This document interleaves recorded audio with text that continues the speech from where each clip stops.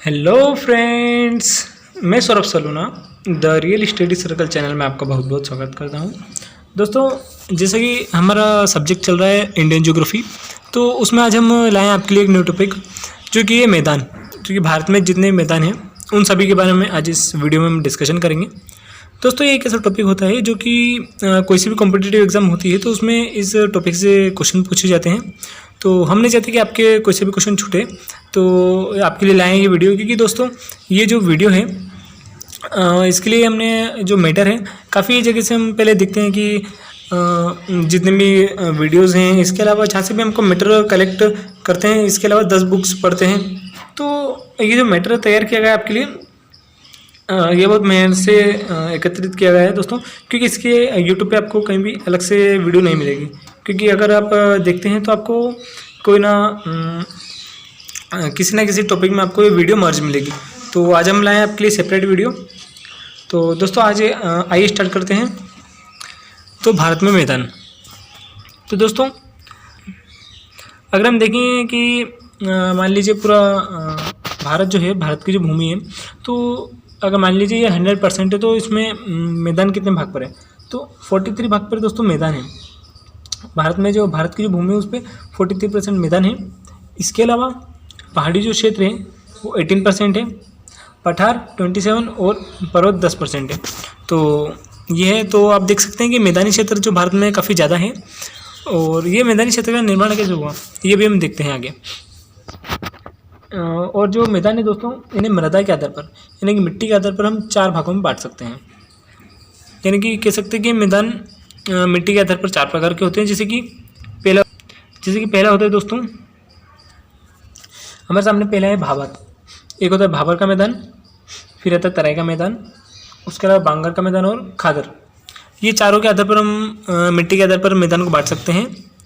तो हम पढ़ेंगे पहले कि भाबर, खादर, तराई और ये क्या होता है। भाबर, तराई, खादर और बांगर, ये सभी इसके बारे में देखेंगे पहले। उसके बाद हम अदर जितने भी मैदान हैं उनको देखेंगे। तो आइए देखते हैं भाबर।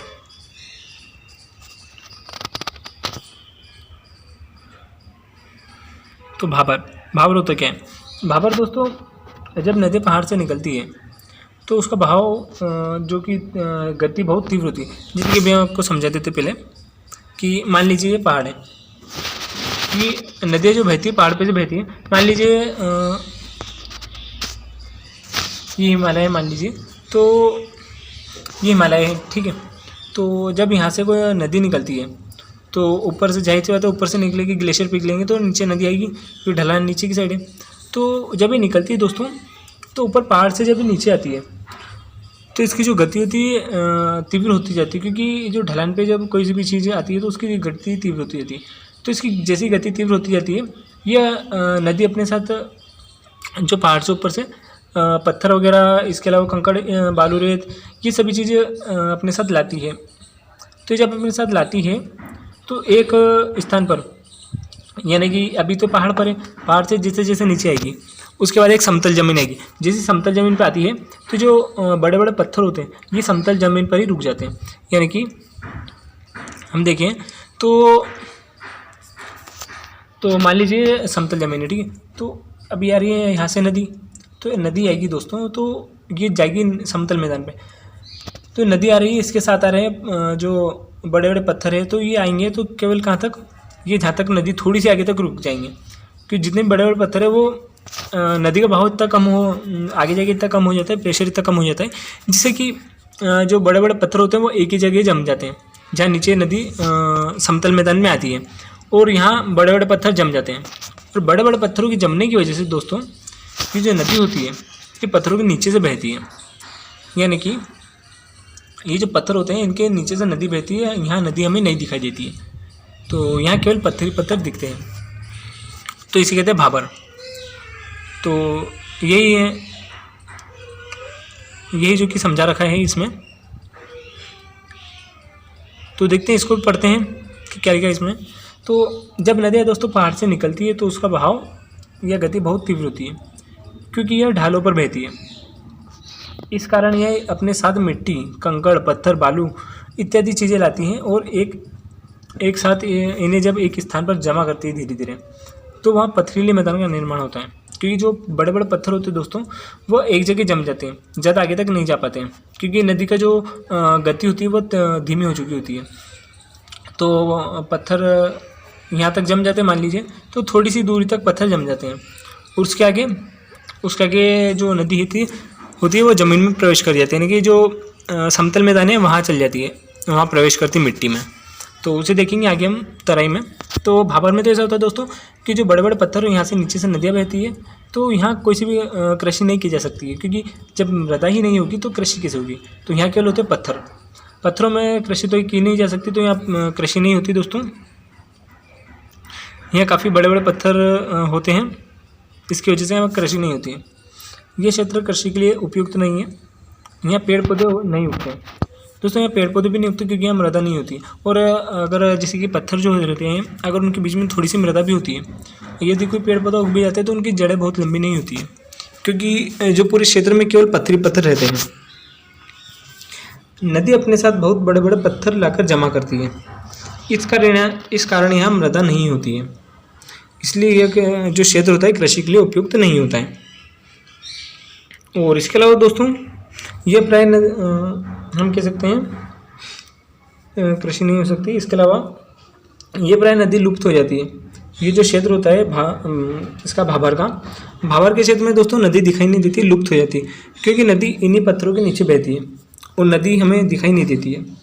ये क्षेत्र, अगर हम दोस्तों ये क्षेत्र देखेंगे, जो भाबर जो क्षेत्र है कहाँ स्थित है, तो आपको पता है कि सबसे नवीन पर्वत श्रेणी जो कि है शिवालिक हिमालय। तो ये जो शिवालिक हिमालय है दोस्तों, इसके 8 से 10 किलोमीटर जो शिवालिक, ये पूरा हिमालय मान लीजिए पूरा। तो ये जो नया वाला जो शिवालिक हिमालय है, इस शिवालिक हिमालय से अगर हम आगे चलें कहाँ तक, 8 से 10 किलोमीटर, 8 से अगर 10 किलोमीटर तक हम चलते हैं, तो यहाँ जो क्षेत्र होता है ये पूरा क्षेत्र भाबर है। यानी कि इस क्षेत्र में आपको यहाँ केवल पत्थर नजर आएंगे और मृदा नहीं नजर आएगी और ना ही नदी नजर आएगी, क्योंकि नदी जो है इन पत्थरों के नीचे बहती है। तो ये होता है भाबर, और इसे कहते हैं भाबर का मैदान। और इसके बाद देखते हैं हम तराई। तो अब आते हैं हम तराई पर।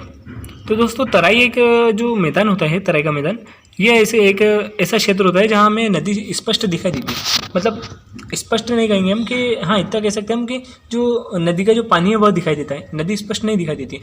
क्योंकि ये जो नदी होती है, जैसे कि ये ख़त्म हुआ, मान लीजिए भाबर का मैदान है, ये भाबर के मैदान के ख़त्म होने के बाद अगर हम आगे आते हैं, तो जो बड़े बड़े पत्थर हैं वो तो नदी के प्रभाव जो नदी की गति जो होती है उसके कारण ये यहीं आगे तक ही रुक जाते हैं, उसके आगे नहीं आ पाते, क्योंकि नदी की गति कम हो जाती है।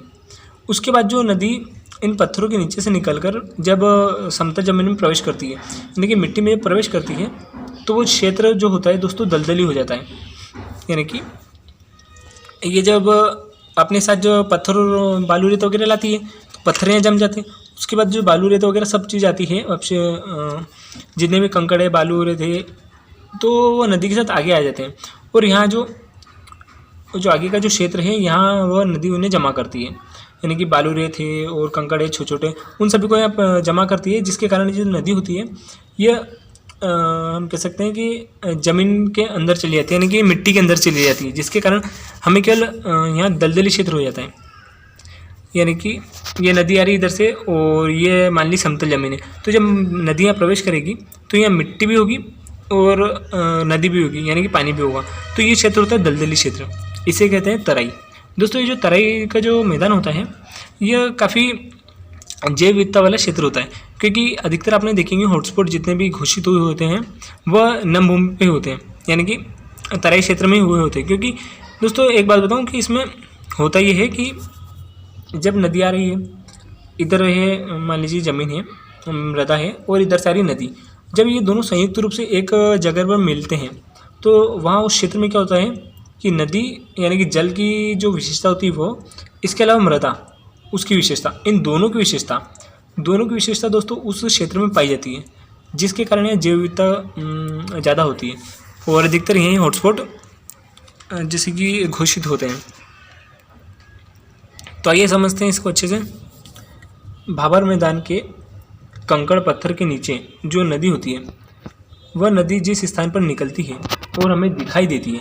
ये दोस्तों नदी क्या है कि जब जो मृदा होती है उसके अंदर चली जाती है तो हमें केवल पानी दिखाई देता है, पूरी ये नहीं दिखाई देता कि ये नदी बह रही है, ऐसा नहीं।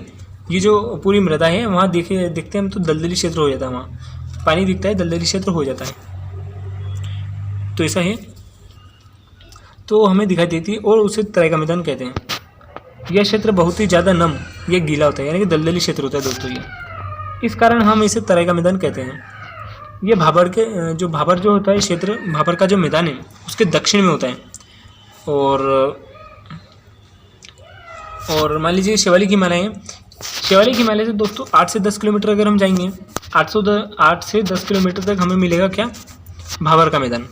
और अगर उसके शिवालिक ये जो भाबर का मैदान है उससे 10 से 20 किलोमीटर जाएंगे, 10 से अगर 20 किलोमीटर तक आगे जाएंगे तो हमें मिलेगा तराई का मैदान।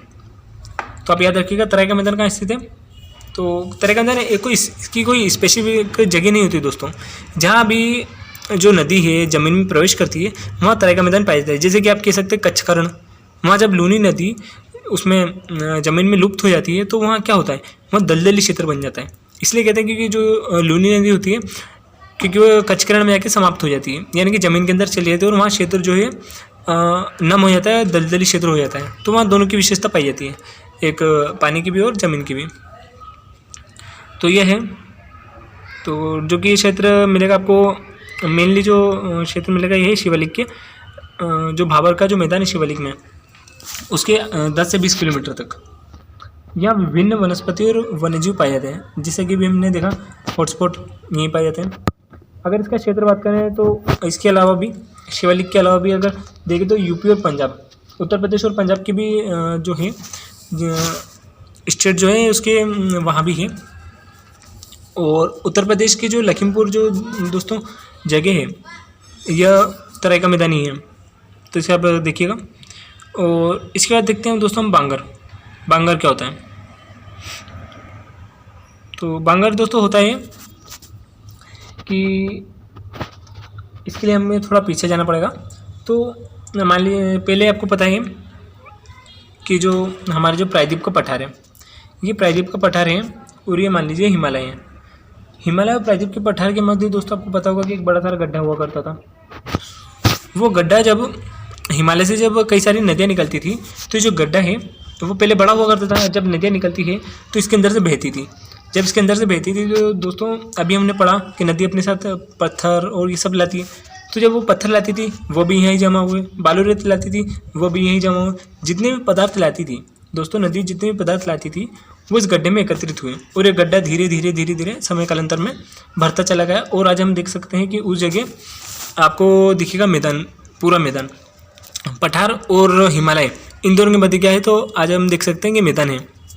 तो ये मैदान उसी की नदी के कारण ही हुआ है। और बांगर है ना, तो हम बांगर पढ़ रहे थे। तो मैदान जो है दोस्तों नदी के साथ भरता चला गया। और जब नदी के साथ जो पहले तो आए कंकड़ पत्थर आ गया, पत्थर के जमने के बाद जो नदी के साथ जो मिट्टी आई उसे कहते हैं ये बांगर।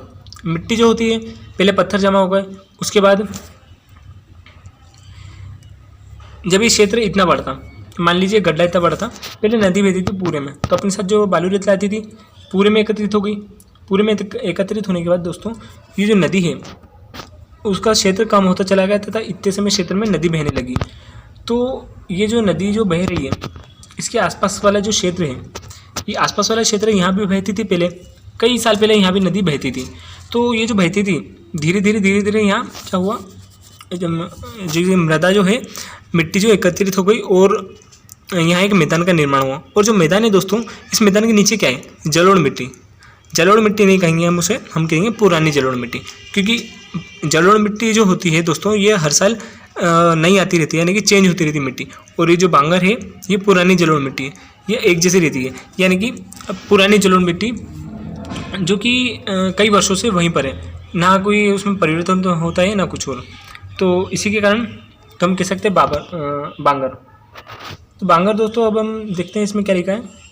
जब नदी की प्रारंभिक अवस्था होती है और उसमें और उसमें आती है तो वह अपने साथ मिट्टी बालू, ये जैसे कि नदी की जो प्रारंभिक अवस्था होती है उसमें अपने साथ जो नदी पत्थर, बड़े बड़े पत्थर, अपशिष्ट पदार्थ जितने भी लाती है वह एक स्थान पर जमा करती है, जमा कर देती है, जिससे वहाँ पर मैदान का निर्माण होता है। जैसा कि अभी हमने पढ़ा, जो पूरा गड्ढा था वो भरा और एक मैदान का रूप लिया उन्होंने, मैदान का निर्माण होता है। इसके बाद अर्थात पुरानी जलोढ़ मिट्टी को ही बांगर कहते हैं, क्योंकि मैदान धीरे धीरे निर्मित हुआ और मैदान के निर्मित होने के बाद वो नदी का जो क्षेत्र था वो कम होता चला गया और नदी के आसपास वाले क्षेत्र जो जहाँ कई वर्षों से मिट्टी मतलब चेंज नहीं हुई, यानी कि जलोढ़ मिट्टी है, जलोढ़ मिट्टी तो हर वर्ष चेंज होती है। जैसे बाढ़ आती है, बाढ़ के साथ मिट्टी आती है और जब बाढ़ का पानी हट जाता है तो खेतों में आपने देखा होगा जो नई मिट्टी आती है उसे कहते हैं जलोढ़ मिट्टी। जलोढ़ मिट्टी दोस्तों हर वर्ष से चेंज होती है और ये बांगर जो है पुरानी जलोढ़ मिट्टी कहते हैं इसे। दोस्तों ये जो काफ़ी स्टूडेंट को इसमें कन्फ्यूज़न होता है कि जलोढ़ मिट्टी बाबर और कौन है और खादर कौन है। खादर किसको कहते हैं, बाबर किसे इतिहास में चल गया, तो बांगर किसे कहते हैं। तो बांगर और खादर में काफ़ी कन्फ्यूज़न होता है, तो इसे आप याद रखिए और याद रख सकते हैं बापू के नाम से कि पुरानी खादर मिट्टी को कहते हैं बांगर, बा और पू, तो बा से होता है बांगर, तो पुरानी बांगर कहते हैं पुरानी जलोढ़ मिट्टी को। और एक बची वो नई जलोढ़ मिट्टी। और इसके बाद देखते हैं, यह हजारों वर्ष पुरानी जलोढ़ मिट्टी ही होती है। ये और कुछ नहीं दोस्तों, हजारों वर्ष पुरानी जलोढ़ मिट्टी होती है। समय के साथ साथ धीरे धीरे अपरदित होकर इसमें से खनिज निकलते हैं, क्योंकि दोस्तों जब नदी आती है ऊपर से, अगर कहीं बीच में पेड़ भी उगे होते हैं तो पेड़ भी आएंगे साथ में, तो जब वो आती है बहकर और गड्ढे में एकत्रित होती है, तो आपने पढ़ी होगी कि जो अगर आपने वर्ल्ड ज्योग्राफी या पढ़ी होगी तो उसमें आप अगर नहीं भी पढ़ी है तो कोई बात नहीं, हम आगे पढ़ाएंगे बाद में। तो जब पेड़ अपने साथ लाती है तो उसी से कोयला बनता है, क्योंकि जब पेड़ कई वर्षों तक ज़मीन के अंदर रहता है और उसमें जब परिवर्तन होता है तो उसी से बनता है कोयला। पेड़ जो होता है उसके समय कालांतर के बाद ही वो कोयला का निर्माण होता है पेड़ों से ही। तो इसी प्रकार ये जो नदी अपने साथ पदार्थ लाती है तो एक समय बाद इसमें खनिज निकलते हैं और यहाँ केवल कंकड़ पत्थर शेष रह जाते हैं। और ये जो दोस्तों कंकड़ पत्थर शेष रह जाते हैं उसे चलो ठीक है, उससे आगे बताते हैं क्या कहते हैं। इसे पुरानी जलोढ़ मिट्टी का मैदान भी कहते हैं। ये जो बांगर है इसे कहते हैं पुरानी जलोढ़ मिट्टी का मैदान। इसके आगे हम आते हैं तो ये खादर के पास ऊंचाई पर स्थित मैदान होता है। जो खादर जो मिट्टी है, खादर है, बांगर और खादर होती है। तो खादर क्या होती है, नई जलोढ़ मिट्टी है, जैसे कि नदी बह रही तो ये आसपास की जो मिट्टी होगी ये क्या होगी, खादर। इसके ऊपर यानी कि इधर और इसके ऊपर इधर इधर जो क्षेत्र होता है, यहाँ जो मिट्टी होती है उसे कहते हैं बांगर। तो वही समझाया गया है कि इसके ऊपर का जो क्षेत्र होता है वह है बांगर मिट्टी स्थित मैदान होता है। यह दोस्तों अवसादों से निर्मित होता है। अगर इसका विस्तार देखें कि बांगर का विस्तार कहाँ है, तो दोस्तों ये विस्तार है पंजाब और उत्तर प्रदेश में सर्वाधिक। और कैल्शियम के पिंड और कंकड़ पत्थर पाए जाते हैं इस मिट्टी में। कंकड़ युक्त मिट्टी को भूसर कहते हैं, क्योंकि यहाँ जब खनिज निकल जाते हैं या केवल कंकड़ बचते हैं तो उस जमीन को कहते हैं भूसर। कृषि की दृष्टि से ये महत्वपूर्ण होती है, क्योंकि दोस्तों आपको पता है कि जो जलोढ़ मिट्टी होती है वो सर्वाधिक मतलब किसी कहते हैं उपजाऊ होती है। सबसे ज़्यादा उपजाऊ जो मिट्टी होती है वो होती है जलोढ़ मिट्टी। उसके बाद आती है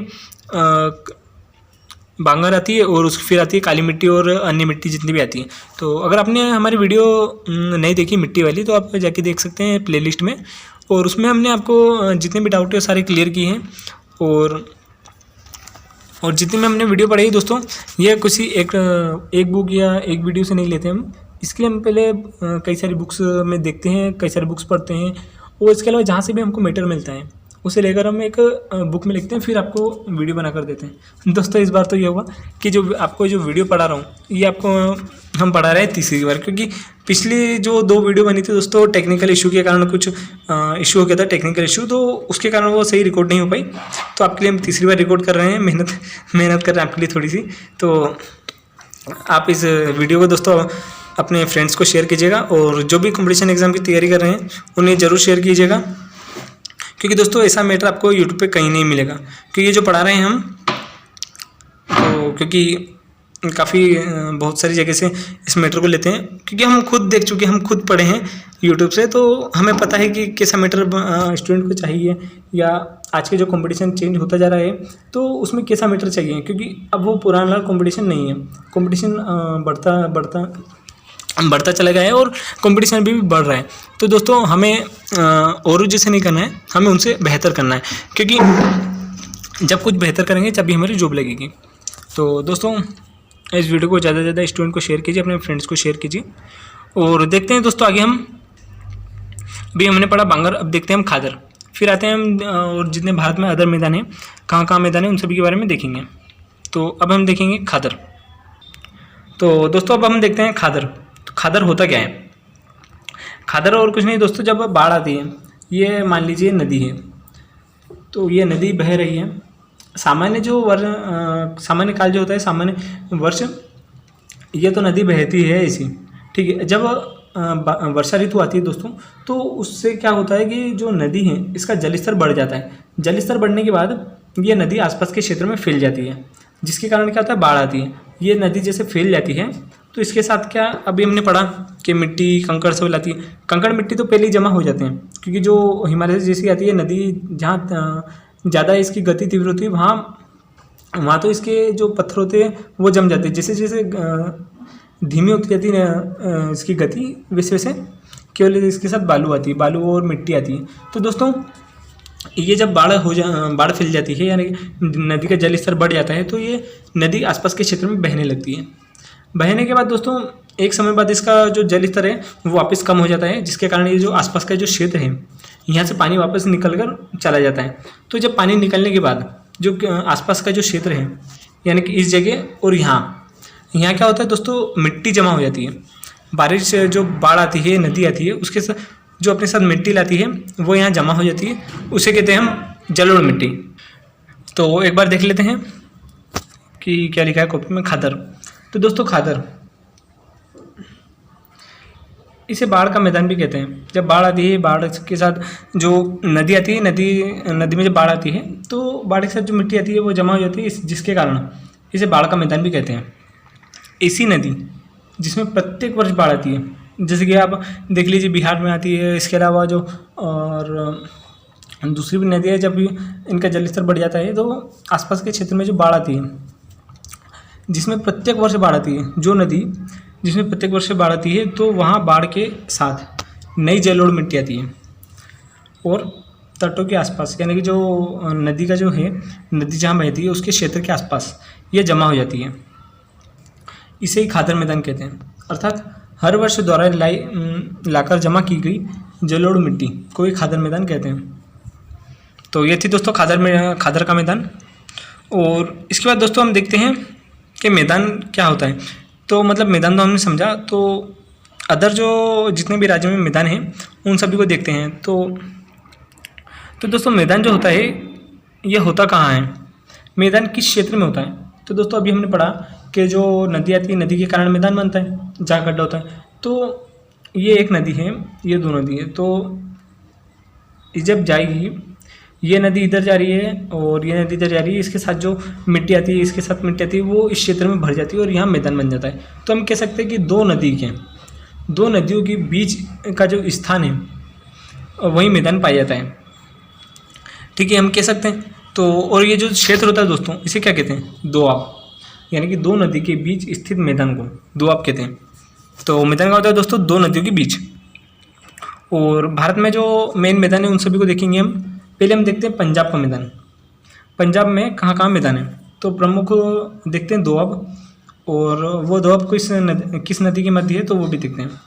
पहले आता है सिंधु सागर दोआब मैदान भी कह सकते हैं, सिंधु सागर मैदान। तो ये दोस्तों नाम से स्पष्ट है, एक तो सिंधु नदी जिसे प्राचीन काल में कहते थे इंडस, तो सिंधु नदी और झेलम नदी, इन दोनों के मध्य का जो क्षेत्र है ये सिंधु नदी और झेलम नदी है। तो और इन दोनों का जो मध्य का क्षेत्र है दोस्तों, इसे कहते हैं सिंधु सागर या सिंधु दोआब। इसके बाद आता है चज या छाछ दोआब, क्योंकि दोस्तों हमने पढ़ी है बुक, तो किसी बुक में लिखा है चज लिखा है, किसी बुक में छाछ लिखा है, तो आप दोनों नाम याद रखिएगा क्योंकि एग्जाम में कुछ भी आ सकता है। तो चज दोआब कहाँ है, तो ये दोस्तों झेलम और चिनाब नदी के मध्य, फिर आता है रचना दोआब। रचना दोआब स्थित है रावी और चिनाब नदी के मध्य। इसके बाद आता है बारी, बारी दोआब। बारी दोआब है दोस्तों रावी और व्यास नदी के मध्य। तो इन दोआब का भी याद रखिएगा। और इनके अलावा और भी दोआब है जैसे कि हम देखते हैं अभी। फिर आता है दोस्तों बिष्ट दोआब। बिष्ट दोआब जो है दोस्तों ये स्थित है व्यास नदी और सतलज नदी, इन दोनों के मध्य स्थित है बिष्ट दोआब। फिर आता है मालवा मैदान। मालवा मैदान है सतलज और घग्गर नदी के मध्य। सतलज और जो घग्गर नदी है वो है मालवा का मैदान। तो इन्हें आप याद रखिएगा, एग्जाम में काफ़ी क्वेश्चन पूछे जाते हैं इनसे। और अब देखते हैं दोस्तों चौस का मैदान। चौस का मैदान क्या है? चौस का मैदान है दोस्तों शिवालिक के ढलान वाले पर्वतीय भाग में, पर्वतीय भाग से दोस्तों ये जो शिवालिक हिमालय है, मान लीजिए शिवालिक हिमालय, और ये जो पर्वतीय जो इलाके हैं यहाँ ये आप देख सकते हैं, ये जो पर्वत है पर्वतीय हिमालय है, तो इसके ढलान में इसका जो ये ढलान वाला भाग है, पूरा ढलान वाला भाग है, तो यहाँ कई सारी छोटी छोटी नदी निकलती है, कई सारी छोटी छोटी निकलती है नदी, और ये नदियाँ अपरदन करती हुई मृदा के कारण मैदानों का निर्माण करती हैं। ये नदी जब इस पहाड़ से निकलती है तो अपने साथ कई सारे पत्थर कंकड़ ये सब लाती है, और ये स्थानीय नदी होती है, क्योंकि ये कोई बड़ी नदी नहीं होती है, ये एक छोटे छोटे नदियाँ होती है और एक बड़ी नदी में जाकर मिल जाती है, और ये स्थानीय नदी होती है। तो इन्हीं के कारण इस मैदान का निर्माण होता है। और क्योंकि दोस्तों अलग अलग राज्य में अलग अलग मतलब कह सकते हैं हम कि अलग अलग क्षेत्र में अलग अलग बोली बोली जाती है, जिसके कारण वहाँ नाम देखिए। चलो आगे देखते हैं हम। तो शिवालिक के ढलान वाले पर्वतीय भाग से जो छोटी छोटी स्थानीय नदियाँ निकलती हैं, जो स्थानीय नदियाँ होती हैं, और ये नदियाँ अपरदन करती हैं, और मृदा अपरदन के कारण मैदानों का निर्माण होता है। इन मैदानों को स्थानीय भाषा में चौस या चौस का मैदान कहते हैं, क्योंकि अलग क्षेत्र में अलग अलग बोली बोली जाती है, जिसके कारण नाम भी अलग अलग होते हैं। तो ये स्थानीय भाषा का नाम है दोस्तों ये चौस। तो चौस का मैदान क्या है? शिवालिक के ढलान वाले क्षेत्र में है, शिवालिक के ढलान वाले पर्वतीय भाग वहाँ हैं, वहाँ से जो नदी निकलती है उनके कारण बना हुआ है दोस्तों। इसके बाद देखते हैं बेडलैंड ऑफ पंजाब कि बेडलैंड ऑफ पंजाब क्या है। तो बेडलैंड ऑफ पंजाब दोस्तों बेड ही लिखा है, आप गलत मत समझ लीजिएगा, क्योंकि ये है बेड, आप वेट मत समझ लीजिएगा इसे, WT। ये वेट अलग होता है दोस्तों और बेड अलग होता है, बेड अलग और वेट अलग। तो अभी हम पढ़ रहे हैं बेड, बेडलैंड ऑफ पंजाब। तो क्या होता है ये? पंजाब की भूमि का वह भाग जहाँ कृषि नहीं होती है उसे बेडलैंड ऑफ पंजाब कहते हैं। तो इसे कुछ समझते हैं हम कि देखिए दोस्तों, बेडलैंड वो होता है जहाँ शुष्क होता है, जहाँ क्या बंजर भूमि, हम कह सकते हैं बंजर भूमि जहाँ खेती नहीं होती है। तो पंजाब का ऐसा भाग जैसे कि हम कह सकते हैं जो राजस्थान और उधर का जो ऊपर का जो एरिया है हम कह सकते हैं जहाँ बंजर भूमि है, पंजाब के जो बंजर भूमि जहाँ पंजाब में पाई जाती है उसे कहते हैं बेडलैंड ऑफ पंजाब, जहाँ कृषि नहीं होती है। पंजाब के बांगर मैदान को ही बेडलैंड ऑफ पंजाब कहते हैं, बांगर मैदान को ही पंजाब में बेडलैंड ऑफ। चल ठीक है, ठीक। फिर आगे देखते हैं हम राजस्थान का मैदान। तो राजस्थान का मैदान, तो राजस्थान का मैदान समझते हैं।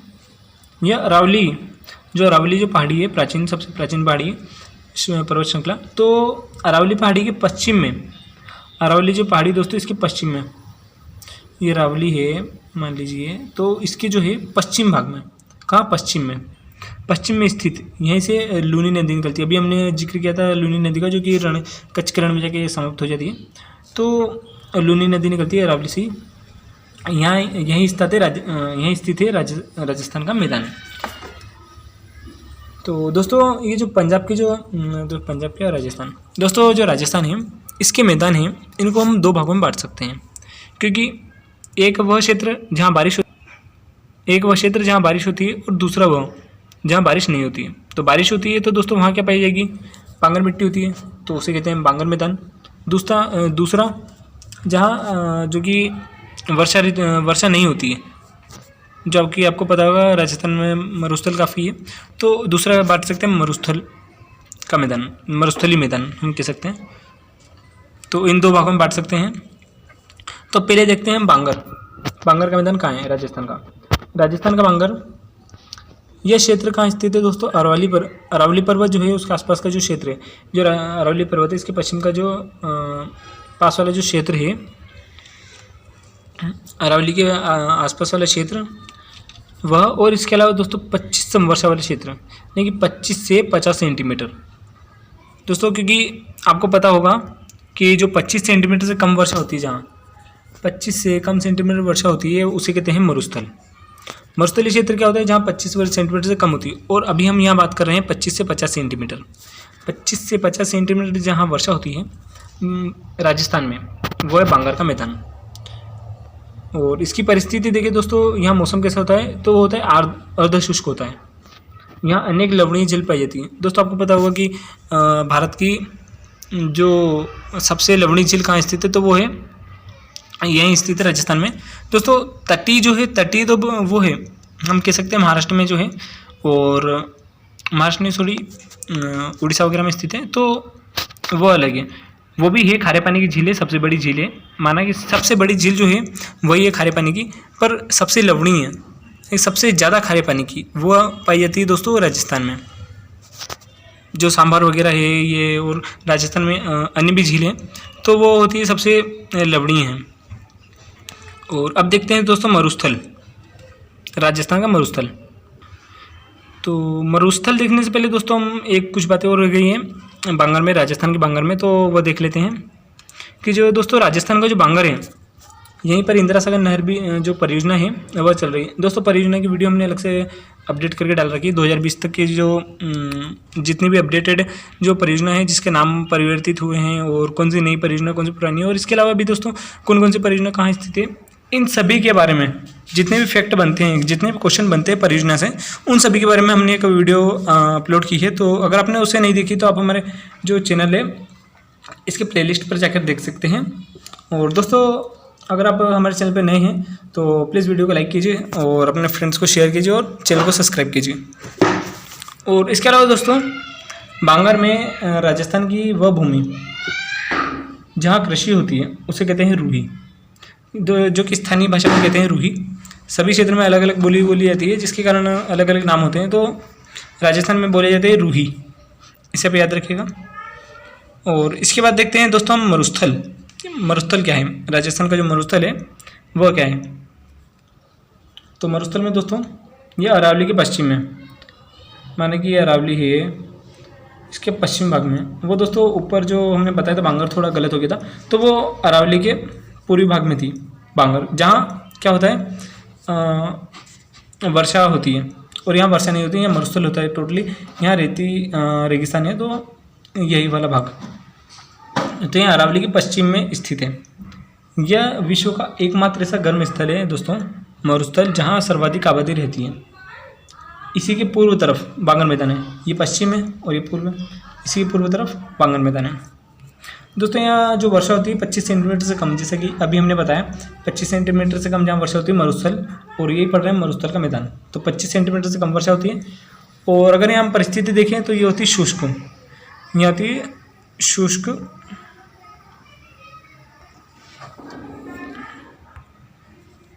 तो यहाँ परिस्थिति। और दोस्तों इसके बाद देखते हैं ब्रह्मपुत्र का मैदान। ब्रह्मपुत्र का मैदान क्या है? तो ब्रह्मपुत्र का मैदान है दोस्तों, इसे हम असम का मैदान भी कह सकते हैं, क्योंकि ये जो मैदान है दोस्तों ये ब्रह्मपुत्र नदी के कारण केवल असम में बनता है। हाँ दोस्तों, केवल असम में, किसी अन्य राज्य में नहीं बनता है। राज्य में जब ब्रह्मपुत्र नदी यहाँ प्रवेश करती है तो उसके कारण ये असम है, असम में पूरा केवल असम में बनता है ये मैदान, इसलिए हम कह सकते हैं इसे असम का मैदान। इसका निर्माण होता है दोस्तों ब्रह्मपुत्र नदी द्वारा। इसका उपयोग क्या होता है? ये जो मैदान है इसका उपयोग क्या होता है? चावल और पटसन। ये जो असम में चावल और पटसन की खेती इस भाग में की जाती है, और सर्वाधिक विद्युत उत्पादन की क्षमता है यहाँ। और इसका ढाल दोस्तों उत्तर पूर्व से दक्षिण पश्चिम है। तो ढाल तो वैसे दोस्तों आप वैसे भी याद रख सकते हैं, क्योंकि दोस्तों आपको पता है कि मैदान कैसे बनता है, नदी के कारण, और नदी जहाँ बहेगी वहीं मैदान बनेगा। तो क्योंकि आपको पता है ब्रह्मपुत्र नदी भारत के जो कि अरुणाचल प्रदेश से इंटर करते हुए असम होते हुए जारी है यहाँ। तो इसका ढाल कहाँ है, यही है, यानी कि उत्तर पश्चिम, उत्तर पूर्व से दक्षिण पश्चिम की नदी भी यही बह रही, उत्तर पूर्व से दक्षिण पश्चिम। तो इसका ढाल यहाँ है, तो मैदान का ढाल कहाँ होगा, तो मैदान का ढाल भी यहीं होगा। तो ढाल में तो वैसे कोई दिक्कत नहीं होगी, जैसे नदी का ढाल है वहीं मैदान का भी ढाल होता है, तो इसमें कोई कन्फ्यूज़न वाली बात नहीं है। और यहाँ संकरे मैदान है, यानी कि यहाँ छोटे छोटे मैदान है। और दोस्तों जैसे कि आपको पता होगा विश्व का सबसे बड़ा नदी द्वीप भी यही है, माजुली नदी द्वीप, तो इसे भी याद रखिएगा। और इसके बाद देखते हैं गंगा का मैदान। दोस्तों अब हम देखते हैं गंगा का मैदान, ये थोड़ा बड़ा होने वाला है गंगा का मैदान, क्योंकि इसे हम 3 भागों में बांटेंगे। गंगा का मैदान है, इसे हम 3 भागों में बांटेंगे, और उसके अंदर इन 3 भागों को भी हम 2 भागों में बांटेंगे। तो इसे काफ़ी सारे भागों में डिवाइड कर रखा है। तो ये गंगा का मैदान, तो देखते हैं इसे भी। इसका निर्माण कैसे हुआ, भारत का पठारी भाग जब एशिया से टकराया तब यहाँ बीच में खड्डा बन गया, जिसे हम गर्त कहते हैं, गर्त बन गया, क्योंकि जब ये गोंडवाना लैंड और अंगारा लैंड, ये 2 थे, तो ये जब टकराए थे दोस्तों, तो यहाँ एक पहाड़ का निर्माण हुआ। जैसे कि आपको पता है आज आधुनिक हिमालय है, तो आधुनिक हिमालय और दोस्तों ये जो पठारी भाग है, जो प्रायद्वीप का पठार है, हिमालय और प्रायद्वीप का पठार, इन दोनों के मध्य एक गड्ढा था, जैसा अभी हमने थोड़ी देर पहले पढ़ा। तो इन दोनों के मध्य एक गड्ढा था पहले, जो कि गड्ढा बन गया था, जिसे गर्त कहते हैं। हिमालय से आने वाली नदियाँ अपने साथ जो कि पत्थर, बालू, कंकड़ ये सब लाती है, धीरे धीरे इसमें जमा करती रही, जिससे इसका निर्माण हुआ। अभी हमने पढ़ा था इसकी पूरी प्रक्रिया कि कैसे इसका निर्माण हुआ है, वह ऐसे ही सभी मैदानों का निर्माण होता है। तो ये गंगा के मैदान। इसके बाद हम देखते हैं कि इसे कितने भागों में डिवाइड कर रखा है, तो उसे हम देखते हैं। तो जो मेन जो है दोस्तों, इसे 3 भागों में बांटा गया है। गंगा के मैदान को मेन 3 भागों में बांटा गया है। एक है ऊपरी गंगा का मैदान, एक मध्य गंगा का मैदान, और तीसरा आता है निम्न गंगा का मैदान। ये 3 भागों में हम बांटा गया है। तो पहले पढ़ते हैं ऊपरी गंगा का मैदान।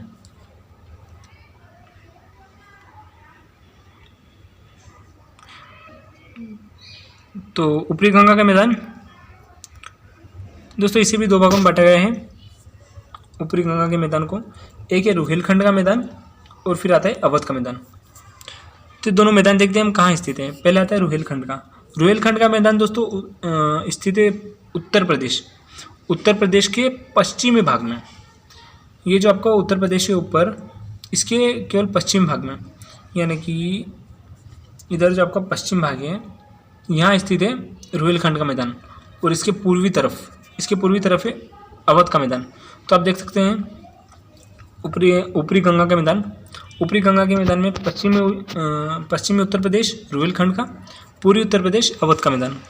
तो इसके पे याद रखिएगा। और इसके बाद देखते हैं मध्य गंगा का मैदान। मध्य गंगा का मैदान को भी हम 2 भागों में बांटते हैं, जो कि पहला है दोस्तों पूर्वी उत्तर प्रदेश का मैदान। पहला है पूर्वी उत्तर प्रदेश का मैदान और दूसरा है बिहार का मैदान। और पूर्वी उत्तर प्रदेश के मैदान को भी क्या कहते हैं हम, अवध का मैदान। और इसके बाद आता है जो बिहार है, इसे हम 3 भागों में बांट के पढ़ते हैं। पहला है सारण का मैदान, फिर आता है मगध का मैदान, फिर आता है मिथिला का मैदान। तो सारण का मैदान जो है दोस्तों पश्चिमी बिहार में है। बिहार का जो पश्चिमी स्थान है, जो बिहार है आपके पश्चिम, यानी कि जो बिहार है इसका जो पश्चिमी भाग है, यानी कि ये वाला क्षेत्र जो है, यहाँ क्या है, सारण का मैदान। और बिहार में गंगा नदी के, एक सेकंड दोस्तों, हाँ अब ठीक है। तो बिहार में गंगा नदी के दक्षिण में क्या है, मगध का मैदान। जो बिहार है इसके दक्षिण में, इसमें जो गंगा नदी जा रही है इसके दक्षिण में, यानी कि ये वाला जो क्षेत्र है यहाँ है मगध का मैदान। इसके अलावा आता है मिथिला का मैदान। मिथिला का मैदान दोस्तों बिहार में गंगा नदी के उत्तर में है। तो ये हम बांट सकते हैं उत्तर और दक्षिण। तो दक्षिण में क्या है, ये मान लीजिए गंगा नदी है, तो दक्षिण में है दोस्तों मगध का मैदान और उत्तर में है मिथिला का मैदान। तो इसे आप याद रखिएगा। फिर आते हैं हम निम्न गंगा के मैदान पर, जो कि निम्न गंगा का मैदान है। निम्न गंगा के मैदान है, इसे हम दो भागों में बांट सकते हैं। तो पहला है जो कि है पश्चिम बंगाल का मैदानी भाग, जो पश्चिम बंगाल है उसका मैदानी भाग, और दूसरा है झारखंड का मैदानी भाग। तो दोस्तों वीडियो काफ़ी लंबी हो गई है, तो पढ़ते हैं, थोड़ा और बचा है, तो पूरा टॉपिक इसी वीडियो में क्लियर करेंगे। क्योंकि दोस्तों हम चाहते हैं कि एक ही वीडियो में आपको जितना हो सके उतना मिले, क्योंकि हम ये नहीं चाहते कि हम छोटी छोटी वीडियो बनाएं, ज़्यादा बनाएं, तो उससे में हमारा कोई प्रॉफिट नहीं है। क्योंकि हम आपको जितना अच्छे से उपलब्ध करा सकते हैं हम उतनी कोशिश करते हैं, और आपको भी इसे सपोर्ट बनाए रखें, और इस वीडियो को अपने फ्रेंड्स को शेयर करें और चैनल को सब्सक्राइब करें। दोस्तों पहले आता है संपूर्ण मैदान का ढाल। ये जो गंगा का जो मैदान है, अभी हमने पढ़ा गंगा के मैदान को, ऊपरी गंगा, मध्य गंगा, निम्न गंगा, इन तीनों के मैदान का जो ढाल है यह है उत्तर पश्चिम से दक्षिण पूर्व। क्योंकि आपको पता है गंगा नदी जो यहाँ से आती हुई यहाँ मिल रही है, तो ये कहाँ से आ रही है, उत्तर पश्चिम से आ रही है, और ये मिल रही है दक्षिण पूर्व में। ठीक है, तो इसका मैदान का भी कैसा होगा, ढाल तो यही होगा। जैसा नदी का ढाल है दोस्तों, आप हमेशा याद रखिए कि जैसा नदी का ढाल है वैसा ही मैदान का ढाल होगा। क्योंकि मैदान बनते हैं नदी के कारण, और नदी का जैसा ढाल है वहीं मिट्टी जाएगी, और मिट्टी भी उसी ढाल में जमेगी, जिसके कारण मैदान का निर्माण होगा। तो इसे आप याद रखिएगा। गंगा के मैदान की रचना एक अग्र गर्त में हुई है। मध्य गंगा के मैदान में अनेक छोटी छोटी गोखुर झीलें। दोस्तों झील जो टॉपिक हमने आपको पढ़ाया था उसमें गोखुर झील और जितने भी प्रकार की झील होती हैं आपको सभी झील पढ़ाई थी। तो आप प्लेलिस्ट में जाकर आप उस टॉपिक को देखिएगा, क्योंकि दोस्तों हमने जितने भी टॉपिक पढ़ाए हैं उनको हमने फुल डिटेल से पढ़ाए हैं, ताकि आपका एग्जाम में कोई से भी क्वेश्चन ना छूटे। और जितने में पढ़ाते हैं दोस्तों ये अपडेटेड न्यूज़ पढ़ाते हैं आपको, कि कोई नाम परिवर्तन हो या कुछ जितने भी चेंजेस हुए हों तो वो सभी हम लाते हैं। तो आप देखिएगा वीडियो, अगर आपने हमारी पुरानी वीडियो नहीं देखी है तो आप प्लेलिस्ट में आकर उन्हें देख सकते हैं। क्योंकि दोस्तों अगर आपने उन वीडियो को देख लिया ना, तो उसके बाद आपको कोई सी भी एग्ज़ाम हो दोस्तों, हाँ आप यकीन कर सकते हैं कोई सी भी एग्ज़ाम हो आपको कोई सा क्वेश्चन बाहर नहीं जाएगा, इतनी डीप से आपको पढ़ा रखा है उस वीडियो में। तो आप देखिएगा उन्हें, और आगे हम देखते हैं दोस्तों, कुछ थोड़ा सा टॉपिक और बचा है। तो दोस्तों बस ये थोड़ा सा और बचा है, क्योंकि नदी यहाँ विस्पर्ण यानी कि टेढ़ी मेढ़ी चलती है, टेढ़ी मेढ़ी चलते हुए विस्मरण करते हुए चलती है। पश्चिम बंगाल में जल से भरे गर्त को बिल कहते हैं। क्योंकि दोस्तों स्थानीय भाषा है, स्थानीय भाषा में अलग अलग क्षेत्र में अलग अलग आपको पता ही है जैसा कि तो उसकी वजह से यहाँ बिल कहते हैं। तो पश्चिम बंगाल में बिल कहते हैं। दोस्तों आपसे आखिरी बात करना चाहूँगा कि दोस्तों अगर आपका कोई सा भी टॉपिक हो जो कि आपको उसमें डाउट हो या आपको कुछ समझ में नहीं आ रहा है, तो आप कमेंट बॉक्स में उस टॉपिक का नाम लिख सकते हैं। हम उस पर जल्दी वीडियो बनाकर लाएंगे एकदम सिंपल वे में, और पूरी कोशिश करेंगे आपको समझाने की सही सेट। और दोस्तों अगर आपका कोई सा भी डाउट है तो आप पहले तो कमेंट में कर सकते हैं, और अगर आप हमारे व्हाट्सएप ग्रुप में नहीं जुड़े हुए हैं दोस्तों तो आप लिंक के थ्रू जुड़ सकते हैं। वीडियो की डिस्क्रिप्शन में हमने लिंक डाल रखी है, तो उसमें से आप हमारे व्हाट्सएप ग्रुप में जुड़ सकते हैं, और वहाँ कई सारे स्टूडेंट हैं जो कि आपका डाउट क्लियर कर सकते हैं, और नहीं तो हम तो यहीं से ही फिर तो मिलते हैं नेक्स्ट वीडियो में। Thank you for watching.